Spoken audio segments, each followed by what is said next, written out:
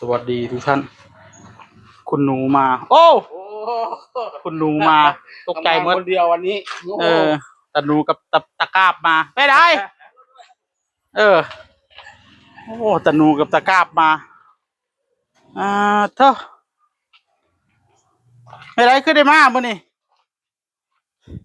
ฮะคุณหนูฮะมาเล่นบ่บ่มีเวียกโอ้ตะหนูบ่มีเวียกกับตะกราบเท่ากินแล้วบอกกาแฟนะไม่ได้คักจะบ่คักเนาะเอาซะฮะคักอยู่บ่อันใดคักฮะอันใดคักอันนี้บ่มักอยู่บ่ถือใจอยู่บ่เท่าตาหนูนะท่านบอกว่าคัก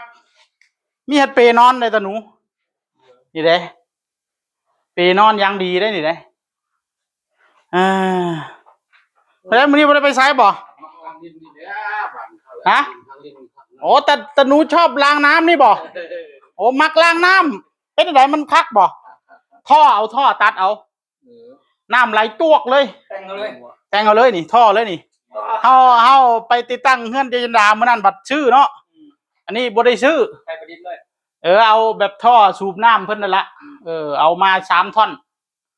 บายเลยเพราะว่าเฮาซื้อนี่แพงได้เด้ซ้ำนี่แม่นพันกว่าเพิ่นได้เด้ของเจยันดามื้อนั้นน่ะ700หรือว่า800 700บ่อันนั้นของเจยันดา700-800นี่ล่ะคักคือกันคือก็ดีอันนั้นก็คักแต่ว่าของเขาเฮ็ดผลิตมาเนาะแปลว่ามันใหญ่เด้คักใหญ่นาอันนี้เป็นท่อสูบน้ำเลยนี่ท่อสูบน้ำพญานาคนี่เอามาพาแล้วก็ยัดใส่เลยเห็นบ่นี่คักอยู่เนาะได้มองนอนเล่นเลยบัดนี้เนาะเท่ามานอนเทิงเล่นอยู่นี่ตัวมือใดบ่มีเวียกอะไรแต่ไทยเราบาดเจ็บได้เป็นหยังน่ะเราเตะสังกะสีนี่เด้เอาสังกะสีขึ้นนี่เด้มุ่งเตะส่วนมันเลยบ้านมันยิบจะเข็ม4-5-6เข็มนี่น่ะเราเอาสังกะสีวางไว้แล้วเราก็ลืมเราถอยไปเตะเราถอยไปเตะบัดเกิบเราใส่เกิบนี่เตะมองนี่พอดีส้นมันเราเหยียบส้นพอดีเราเหยียบก็บ่เลิกปานใดหรอกเราเหยียบส้นมันไว้พอดีเกิบคันเราเอาเกิบผ้าใบใส่หุ้มส้นจับเกือกอ่ะบ่เป็นหยังดอกเราบัดเหยียบส้นพอดีจังหวะมาก็เฮาบอกแล้วเด้มาเฮาอยู่สั่นเฮาสังกะสีต้นนั้นน่ะมาเฮาจังนี่ได้ลงน่ะมันเฮาคือจะว่ามีหนูมีหยังอยู่ในสังกะสีนะมันเฮาอยู่สั่นบ่เซาก็เลยว่าแต่ไทยมาเฮายังไปมุงหลังคาอยู่เทิงเนาะจักคือกันว่ามันแม่นมีหนูอยู่ในสังกะสีใหม่น่ะบ่วะบ้ายกมาใหม่ๆมันสิมีหยังวะ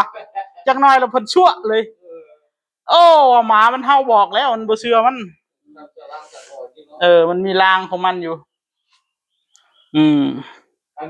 บ่ได้เทพื้นบ่นี่มันงบมันหมดแล้วอันนี้เอาแบบนี้ละบ่ต้องเทดอกเอาแบบนี้ไปก่อนอีกปีหน้าฟ้าใหม่ค่อยว่ากันเอาทีละอย่างสิเฮ็ดหลักหัวจังหน่อยนี่อีกหลักหัวอันนั้นบ่เอาหัวปูนแม่น 3-4 มื้อนี่ล่ะเฮ็ดห้องน้ำแล้วก็สิไปหลักหัวต่อมื้อนี้ก็เฮ็ดก็แก๊กตอนบ่ายก็จะว่าสิไปซื้อของอยู่กุสุมานพุ่นล่ะชื่อเนี่ยชื่อแผ่นประตูห้องน้ำชื่อเล็ก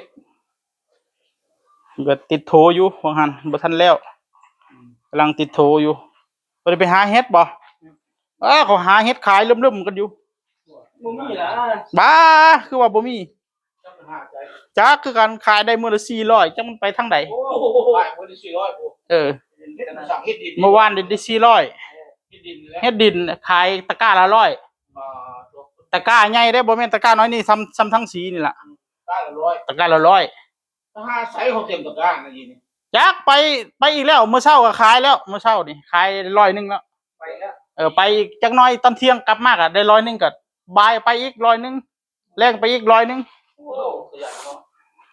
มาจะดีเนาะมันบุญนี้ทำงานค่อย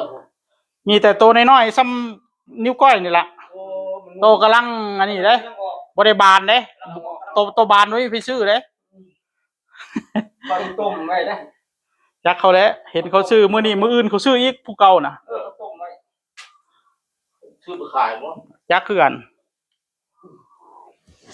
เพดานแนวห้อยปีคักอยู่บ่เฮ็ดตะคอใส่เลยบ่มีรุดรุ่นนี้เล็กป้องอ้อยนี่เชื่อมทะลุเสาเลยได้นี่บ่ให้มันรุดเด้เชื่อมให้เสามันทะลุไปเลย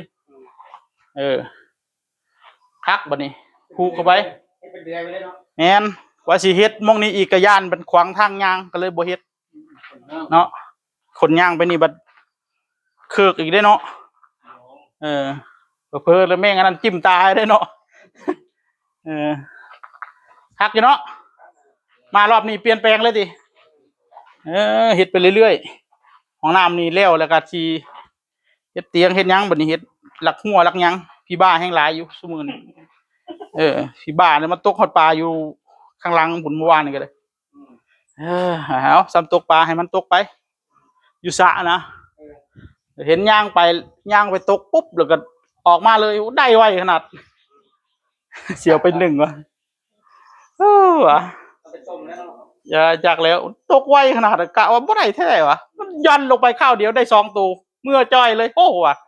เฮาอยากกินเฮาก็บ่ได้กินวะพี่บ้ามาตกเอาแล้วโอ้ได้เฉยต้องให้มันเนาะถ้าเฮาเลยอยู่นี่บ่เคยได้กินก็ทานไม่ได้พี่บ้าของให้พี่บ้าเนี่ยเอาเบ็ดไม่ไผ่นาย่อนๆนะกินเราบอกกาแฟมีกาแฟได้ไหมไปจัดกาแฟกันนะไอ้บ่นี่ฮะพูดแล้วน้ำฮ้อนไปนะไปสิไปเอาให้นี่จัดกาแฟก่อนบ่มียังก็มากินกาแฟก็ได้นะบริเฮ็ดยังก็กินนะกาแฟก็ได้นะสั่งกาแฟไปอัดกาแฟมันบ่มียังเฮ็ดดอกมันอยู่กับสิเฮ็ดก็แก๊กไปเรื่อยฮะว่าสิเทพื้นกับบ่ท่านได้ไปเอาหินอยู่ว่าสิเทอันนี้นะ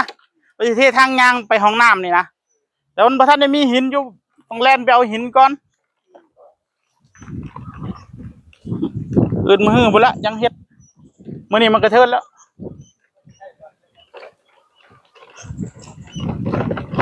เอากาแฟให้ทีมงานเกาหาเขา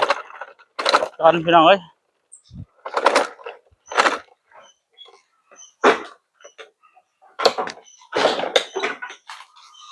ทีมงาน95การสร้าง